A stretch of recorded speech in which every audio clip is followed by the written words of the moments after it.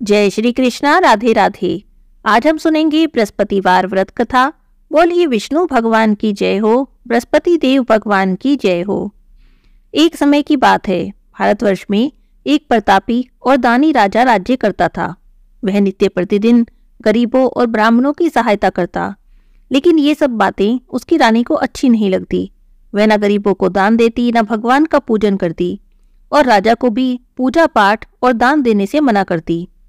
एक दिन की बात है, राजा तो शिकार खेलने वन को गए थे। घर पर रानी और बांदी थे। उसी समय बृहस्पति देव साधु के वेश में राजा के द्वार पर आए और भिक्षा मांगी। जब उन्होंने भिक्षा मांगी तो रानी ने भिक्षा देने से इनकार कर दिया और कहने लगी, हे साधु महाराज, मैं तो इस दान पुण्य से तंग आ गई हूँ। मेरा पति सारा धन लुटाते रहते हैं। मेरी तो इच्छा है कि हमारा सब धन नष्ट हो जाए और मैं आराम से रह सकूं। साधु ने कहा, हे देवी, तुम तो बड़ी विचित्र हो।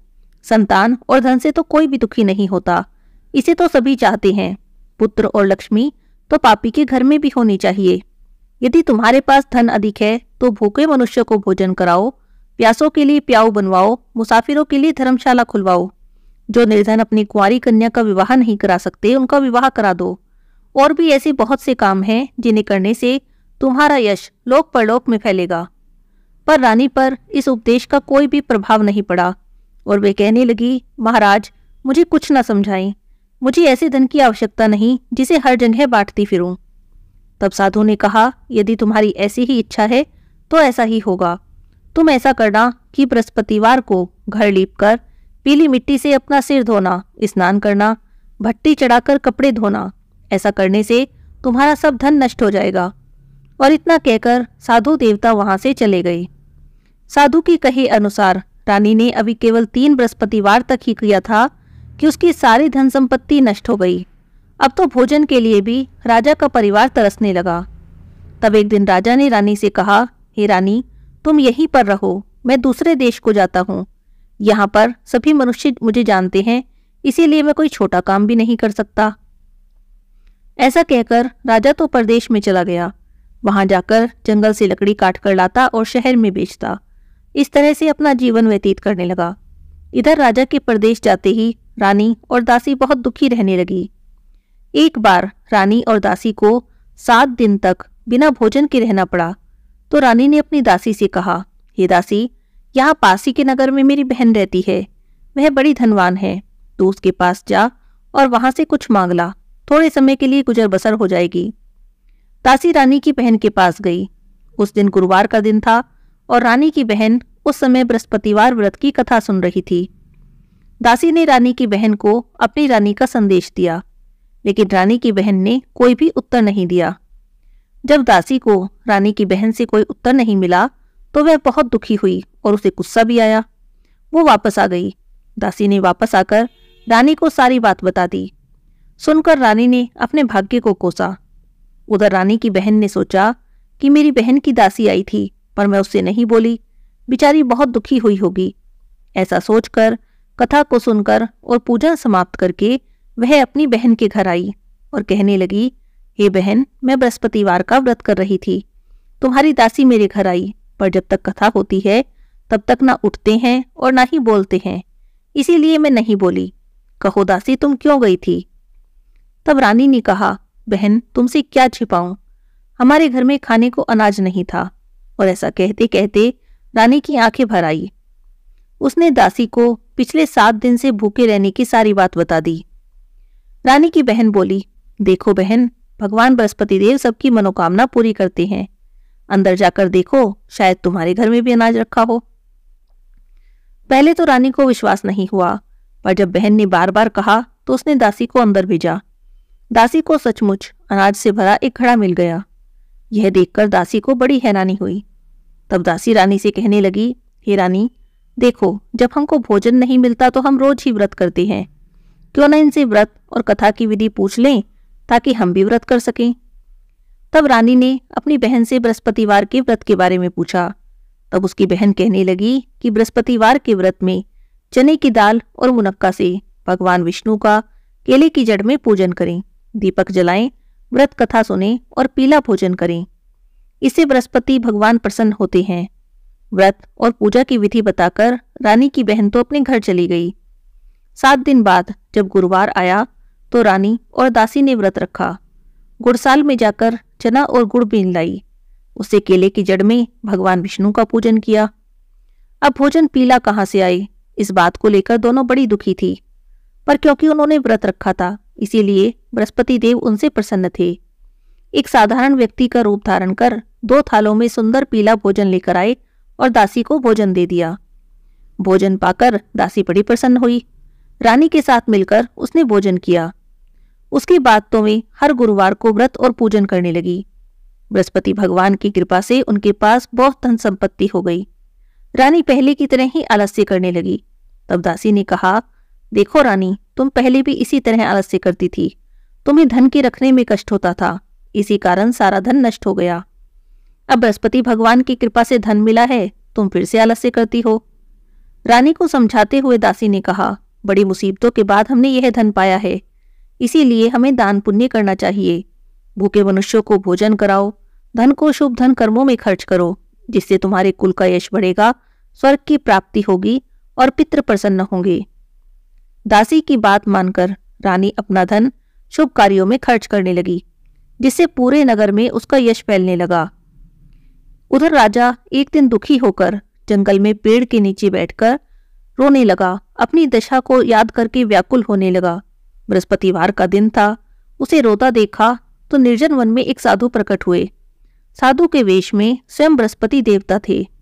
लक्कड़हारे के सामने आकर बोले, हे लक्कड़हारे, इस सुनसान जंगल में क्यों बैठे हो?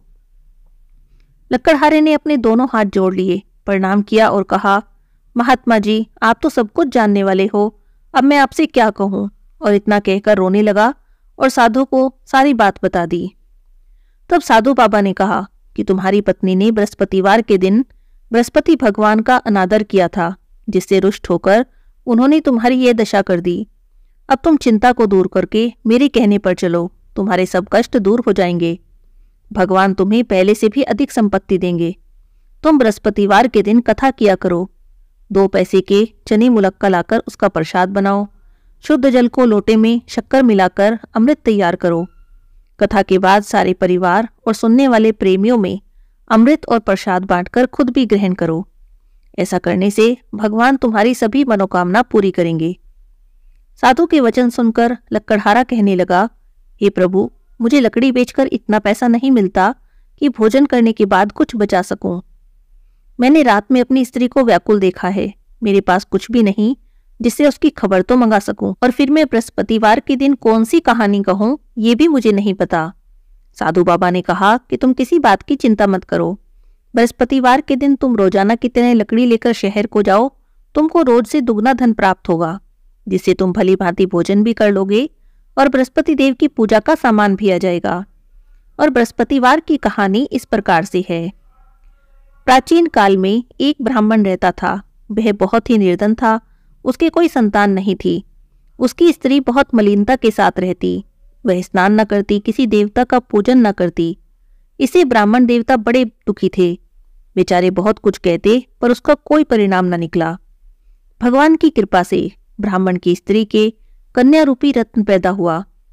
वह कन्या बड़ी होने पर प्रातःकाल स्नान करके भगवान विष्णु का जाप और बृहस्पतिवार का व्रत करने लगी। अपने पूजा पाठ को समाप्त करके विद्यालय जाती तो अपनी मुट्ठी में जौ भर कर ले जाती। पाठशाला के मार्ग में डालती जाती। तब ये जौ स्वर्ण के हो जाते तो लौटते समय उनको बीनकर घर ले आती। एक दिन की बात है, वह बालिका सूप में सोने के जौ फटक कर साफ कर रही थी। तब उसकी माँ ने देखा तो कहने लगी, हे बेटी, सोने के जौ फटकने के लिए तो सूप भी सोने का होना चाहिए। दूसरे दिन बृहस्पतिवार था। इस कन्या ने व्रत रखा और बृहस्पति देव से प्रार्थना करके कहा, हे देव, मैंने आपकी पूजा सच्चे मन से की हो तो मेरे लिए सोने का सूप दे दो। बृहस्पति देव ने उसकी प्रार्थना स्वीकार कर ली। रोजाना की तरह वह कन्या जौ फैलाती हुई जाने लगी। जब लौटकर जौ बीन रही थी तो बृहस्पति देव की कृपा से सोने का सूप मिला। उसे वह घर ले आई और उसमें जौ साफ करने लगी, पर उसकी माँ का तो वही ढंग रहा। एक दिन की बात है, वह कन्या सोने के सूप में जौ साफ कर रही थी। उसी समय उस शहर का राजपुत्र वहां से होकर निकला।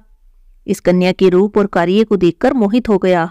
अपने घर आकर भोजन और जल त्याग कर उदास होकर लेट गया। राजा को जब इस बात का पता चला तो अपने प्रधानमंत्री के साथ उसके पास गए और बोले, हे बेटा, तुम्हें किस बात का कष्ट है?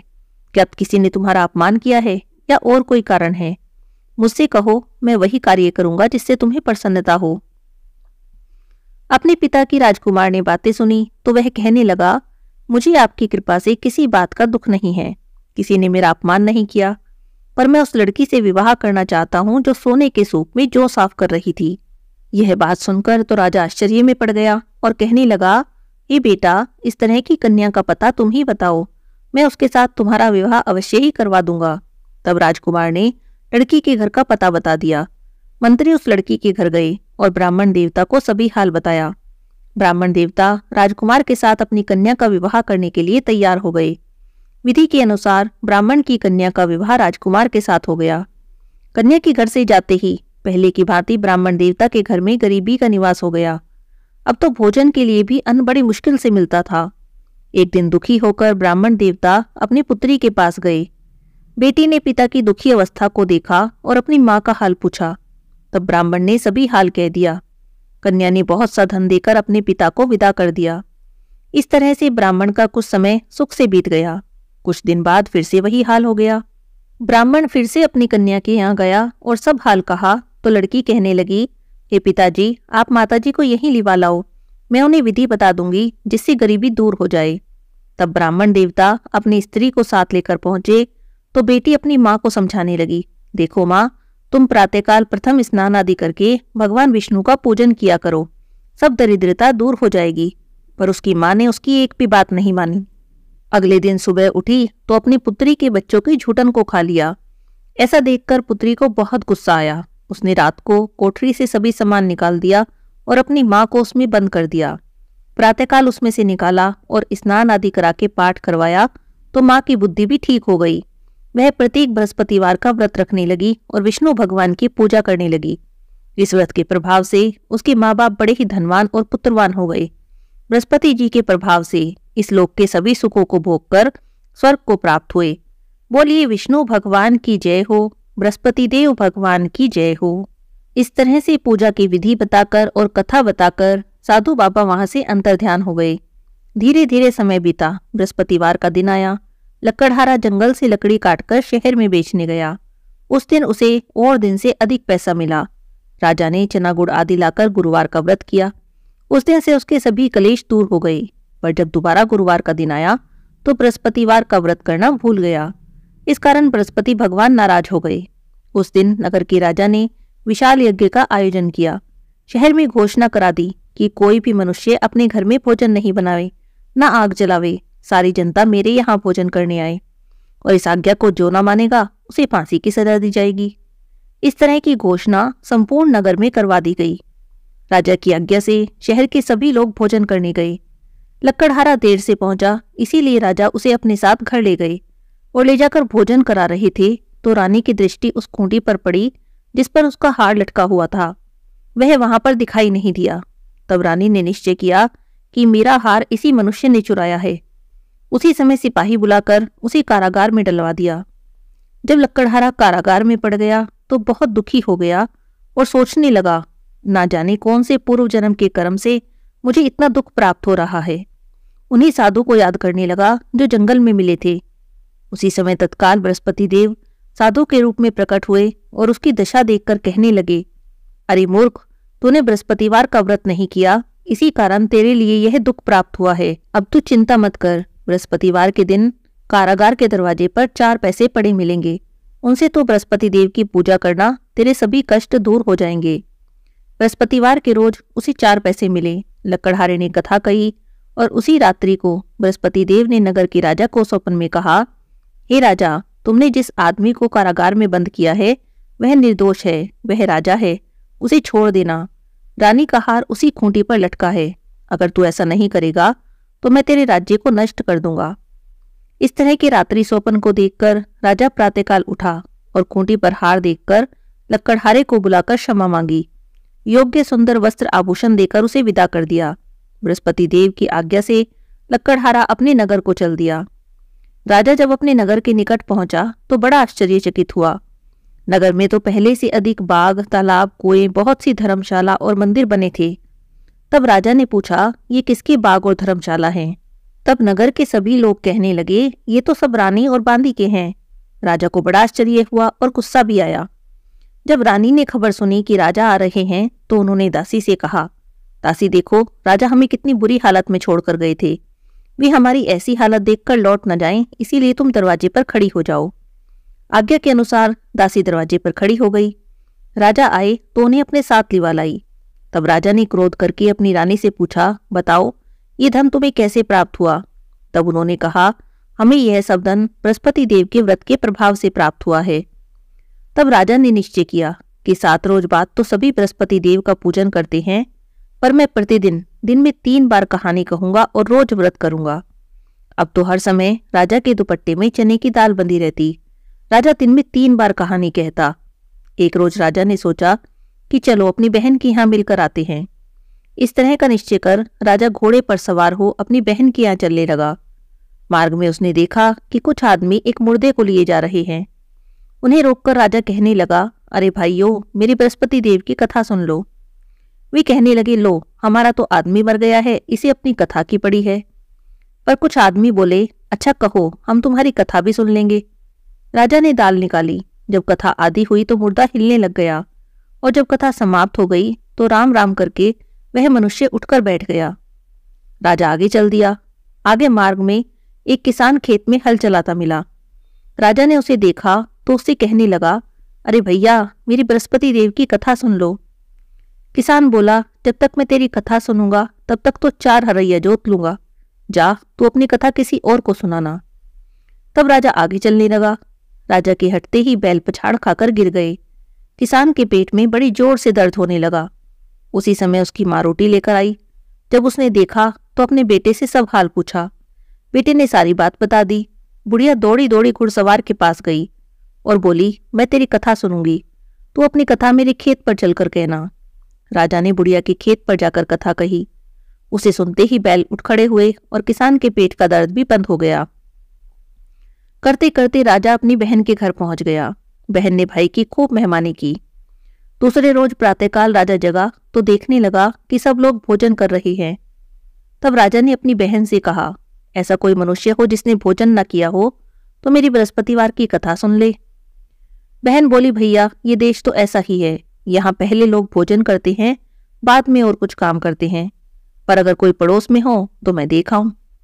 ऐसा कहकर वो देखने चली गई, पर उसे कोई भी ऐसा व्यक्ति नहीं मिला जिसने भोजन न किया हो। अंत में वो एक कुम्हार के घर गई। उसका लड़का बहुत बीमार था। उसे पता चला कि उनके यहाँ तो 3 रोज से किसी ने भी भोजन नहीं किया। तब उसने अपने भाई की कथा सुनने के लिए कुम्हार से कहा। वह तैयार हो गया। राजा ने जाकर बृहस्पतिवार की कथा कही, जिसे सुनकर उसका लड़का ठीक हो गया। अब तो राजा की प्रशंसा होने लगी। एक दिन राजा ने अपनी बहन से कहा, हे बहन, हम अपने घर को जा रहे हैं, तुम भी तैयार हो जाओ। राजा की बहन ने अपनी सास से कहा। सास ने कहा, हाँ चली जाओ, पर अपने लड़के को मत ले जाना, क्योंकि तुम्हारे भाई के कोई औलाद नहीं है। तब बहन ने अपने भैया से कहा, भैया मैं तो चलूंगी, पर कोई बालक नहीं जाएगा। राजा बोला, जब कोई बालक ही नहीं जाएगा तब तुम ही क्या करोगी? बड़े दुखी मन से राजा अपने नगर को लौट आया। राजा ने अपनी रानी से कहा कि हम निर्वंशी राजा हैं, हमारा मुंह देखने का धर्म नहीं और कुछ भोजन आदि नहीं किया। तब रानी बोली, हे प्रभु, बृहस्पति देव ने हमें सब कुछ दिया है, हमें औलाद भी देंगे। उसी रात बृहस्पति देव ने राजा को स्वप्न में कहा, हे राजा उठ, सभी सोच त्याग दे, तुम्हारी रानी गर्भ से है। राजा को यह बात सुनकर बड़ी सुख खुशी हुई। 9वें महीने उसके गर्भ से एक सुंदर पुत्र पैदा हुआ। तब राजा ने कहा, हे रानी देखो, स्त्री बिना भोजन के रह सकती है, पर बिना कहे नहीं रह सकती। मेरी बहन आएगी तो उससे कुछ मत कहना। रानी ने सुनकर हाँ कर दी। जब राजा की बहन ने शुभ समाचार सुना तो वो बहुत खुश हुई। बधाई लेकर अपने भाई के घर आई। तब रानी कहने लगी, घोड़ा चढ़कर तो नहीं आई हो, गधा चढ़ी आई। तब राजा की बहन बोली, भाभी मैं ऐसे न कहती तो तुम्हें औलाद कैसे मिलती? बृहस्पति देव ऐसे ही हैं, जैसे जिसके मन में कामना है सभी को पूर्ण करते हैं। जो सद्भावना से बृहस्पतिवार का व्रत करते हैं, कथा पढ़ते हैं, सुनते हैं, दूसरों को सुनाते हैं, बृहस्पति देव उनकी सभी मनोकामना पूरी करते हैं। संसार में जो मनुष्य सद्भावना से भगवान जी का पूजन व्रत सच्चे हृदय से करते हैं तो उनकी सभी मनोकामना पूरी होती है। जैसी सच्ची भावना से राजा और रानी ने उनकी कथा का गुणगान किया तो उनकी सभी इच्छाएं बृहस्पति देव जी ने पूरी की। पूर्ण कथा सुनने के बाद प्रसाद लेकर जाना चाहिए और हृदय से मनन करते हुए जयकारा बोलना चाहिए। बोलो बृहस्पति देव भगवान की जय, विष्णु भगवान की जय।